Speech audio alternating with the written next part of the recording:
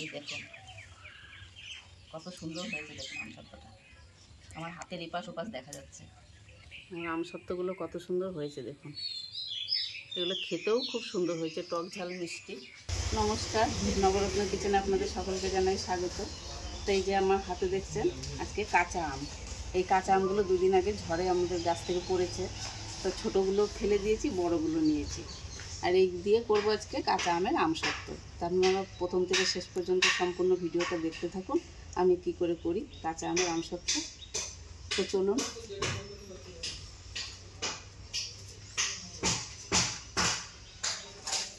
আমি আমগুলো একবার ভালো করে একবার ধুয়ে নিয়েছি, আমি আর একবার ধুয়ে নেব।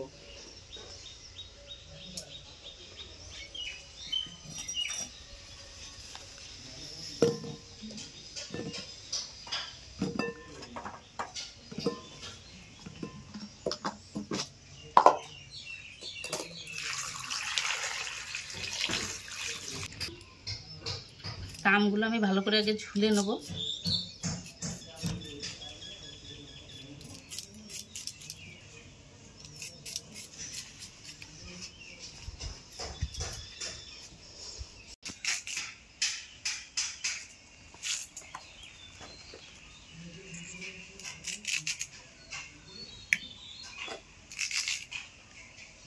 আমি এরকম লম্বা লম্বা করে কেটে নিচ্ছি।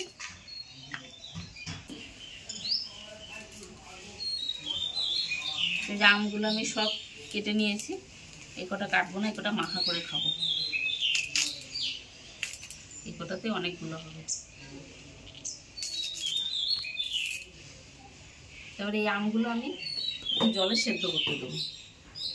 উনানটাও ধরে গেছে আমার, এবার কড়াইটা বসিয়ে দেবো।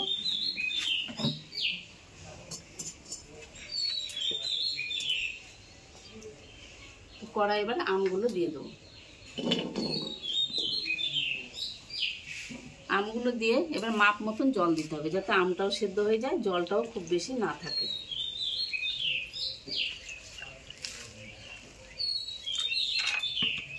দেখুন এই পরিমাণ জল দিতে হবে, যাতে আমটাও সেদ্ধ হয়ে যায়। এবার এটা একটা আমি ঢাকা দিয়ে দেবো আমটা সেদ্ধ হওয়ার জন্য।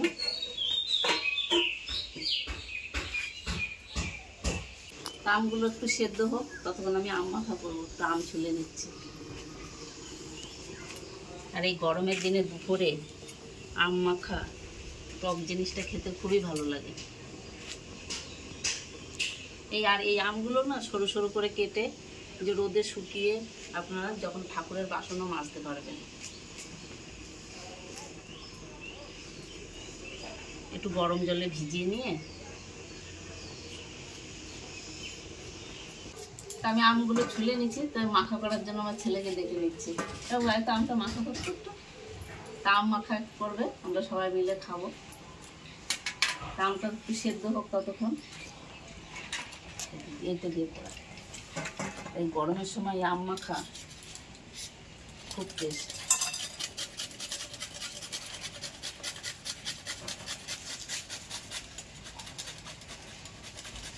আমগুলো ঝড়ে পড়ছে, এই যে কালো কালো হয়ে গেছে একটু।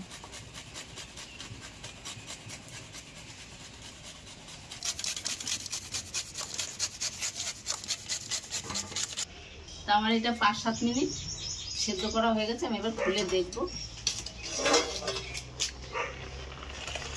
দেখুন আমগুলো কত সুন্দর নরম হয়ে গেছে।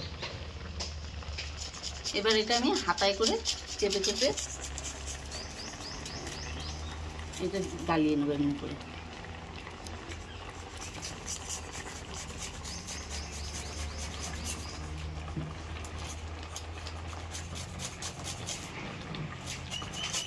কত সুন্দর সেদ্ধ হয়ে গেছে আমগুলো, দেখুন। এটা আমি হাতায় করে চেপে চেপে একদম গালিয়ে নিয়েছি আমটা।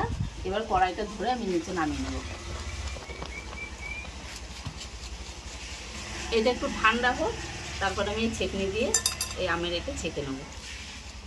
তা আমের এই যে আমের কাঠটা আমি এই ছাঁকনি দিয়ে ভালো করে ছেঁকে নেব।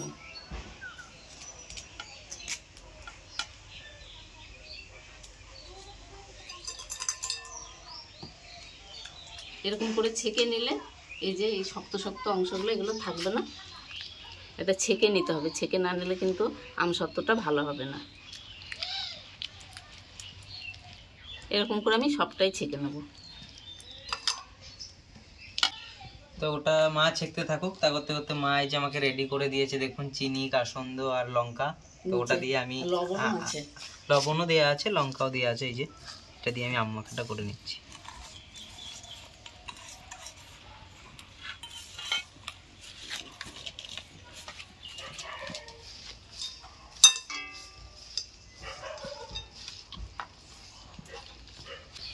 এই দেখুন আমার কাঠটা আমি বের করে নিয়েছি, আর এই যে এই ছিবড়েটা এটা বাদ দিয়ে দেবো। আর এদিকে দেখুন আমার আম মাখাটাও রেডি হয়ে গেছে। এটা দেখে আপনাদের জিভে কারো যদি জল আসে, খেতে আসতে পারেন আপনারাও। চলে আসুন আম মাখা খেতে। তা আমি এই আমের কাঠটা এই কড়াইয়ে দিয়ে দেবো। কড়াইটা ধুয়ে পরিষ্কার করে নিয়ে আসছি। কড়াই আমি আর একটু জাল করব। আমের কাঠটা কতটা ঘন হয়েছিল।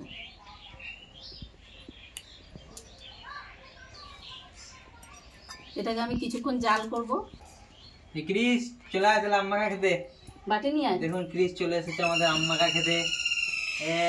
পাগলা, এখানে বাটি ছিল তো, আরো তুই ছোট বাটি নিয়ে আয়। ওই যে কালো কালো ছোট বাটিগুলো নিয়ে।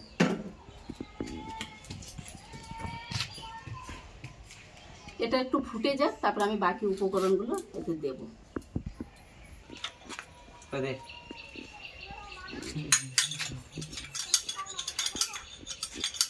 খাওয়ার পরে কিন্তু টেস্টটা অবশ্যই জানাবেন যে কেমন হয়েছে টেস্টটা, ঠিক আছে?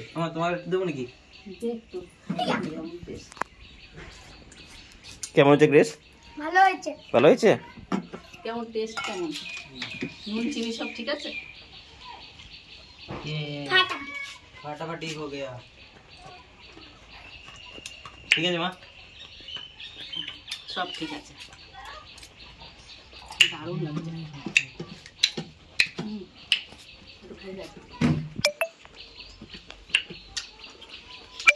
একদম অসাম। আমের কাঠটা জাল হচ্ছে, এর মধ্যে আমি দিয়ে দেবো চিনি, কারণ আমটা টক, সেই মধ্যে চিনি দেবো। আমটা যেমন টক থাকবে আপনারা মিষ্টিটা সেরকম দেবেন। এটা টক মিষ্টি ঝাল আমসত্ত্ব হবে। আর এখানে চিলি ফ্লেক্স নিয়েছি, এটা দেব। আর এই যে দেবো লবণ, আপনারা স্বাদ মতন দেবেন লবণটা। আর দেবো একটু বিট লবণ। আর নিয়েছি এখানে গোলমরিচের গুঁড়ো। এটা টক ঝাল মিষ্টি হবে। আর এই কাঁচা আমের কালারটা আনার জন্য আমি সামান্য একটু ফুড কালার দেবো। তো ফুড কালারটা আপনারা দিতেও পারেন, আবার নাও দিতে পারেন।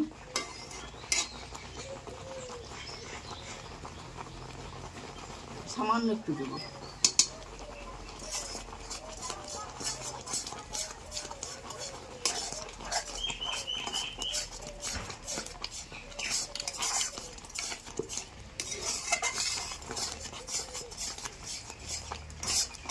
এই চিনিটা গলে যাক একটু, আরেকটু আমি জাল করে নেবো এটা।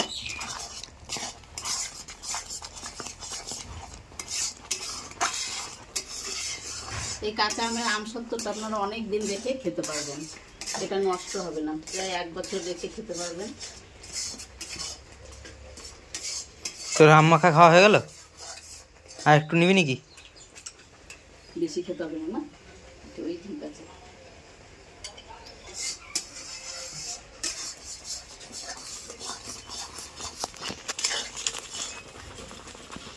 কাঁচা আমের মতনই রংটা এসছে।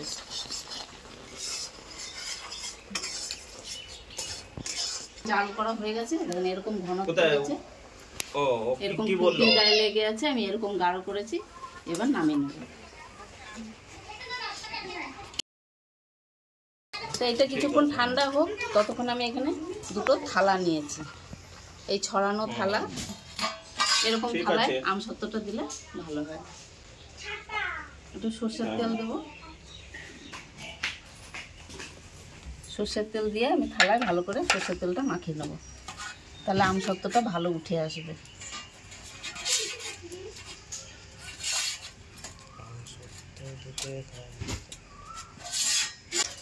তো থালাটায় আমি তেল মাখিয়ে নিয়েছি ভালো করে, সর্ষের তেল।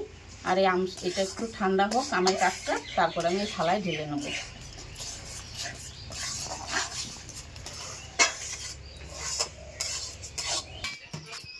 তো আমার কাঠটা ঠান্ডা হয়ে গেছে, আমি এবার থালায় ঢেলে নেব।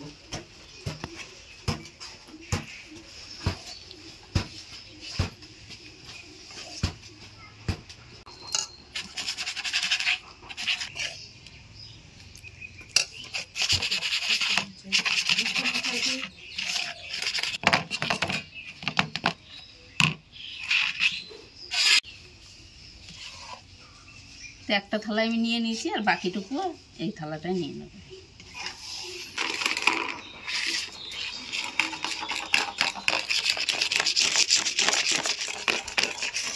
তো দেখলেন আমার এই যে আমসত্ত্বটা আমি থালায় দিয়ে দিয়েছি, এবার রোদে দেবো। এটা আপনারা রোদে না দিলেও ফ্যানের হাওয়াতেও শুকাতে পারেন, তো রোদে দিলে ভালো হয়। তো আমি রোদে দিয়ে দেবো।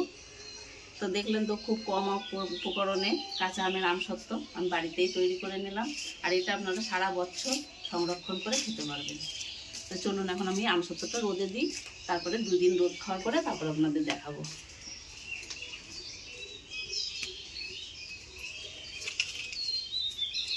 এখানে ভালো রোদ আছে, এখানে চাকরি।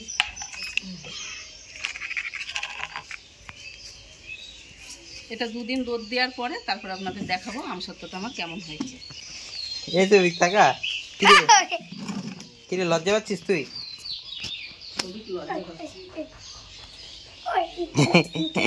লজ্জা পাচ্ছে।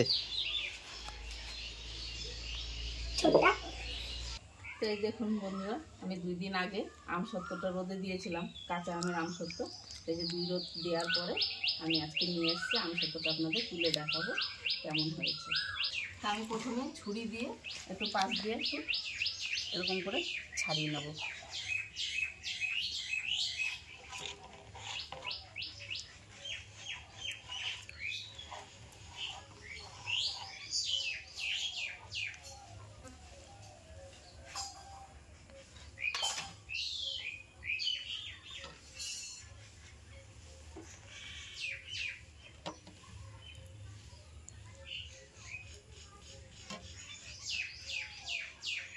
এই দেখুন কত সুন্দর হয়েছে, দেখুন আমসত্ত্বটা আমার হাতের এপাশ ওপাশ দেখা যাচ্ছে। এটাকেও তুলে দেখাই।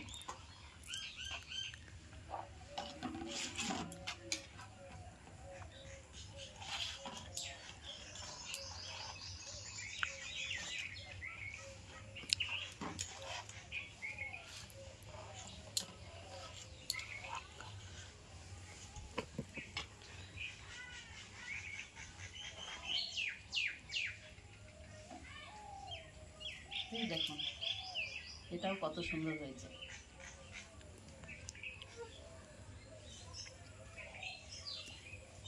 তো এটা আপনারা যে যেমন খুশি তেমন শেপ করে কেটে নিতে পারেন আমসত্ত্বটা। আর এই কাঁচা আমের আমসত্ত্বটা আপনারা সারা বছর রেখে খেতে পারবেন। যখন আম না থাকবে, কাঁচা আম না থাকবে, এটা কাঁচা আমের স্বাদ পাবেন।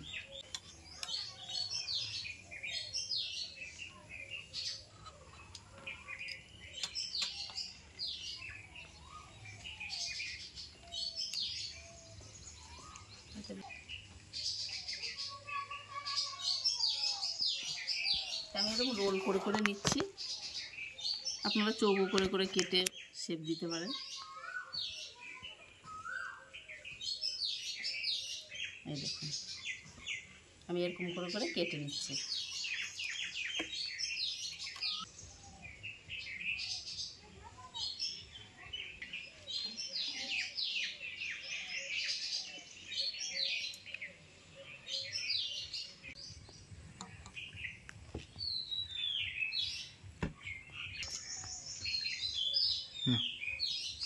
এই দেখুন আমি এরকম গোল গোল শেপ করে নিয়েছি। আমসত্ত্বগুলো কত সুন্দর হয়েছে দেখুন, এগুলো খেতেও খুব সুন্দর হয়েছে, টক ঝাল মিষ্টি। আপনাদের একটু খেয়ে দেখায়।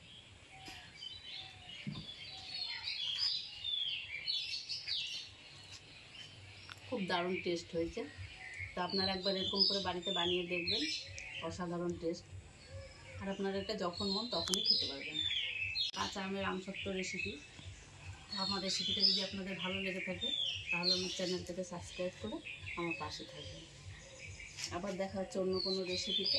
ততক্ষণ ভালো থাকবেন, সুস্থ থাকবেন।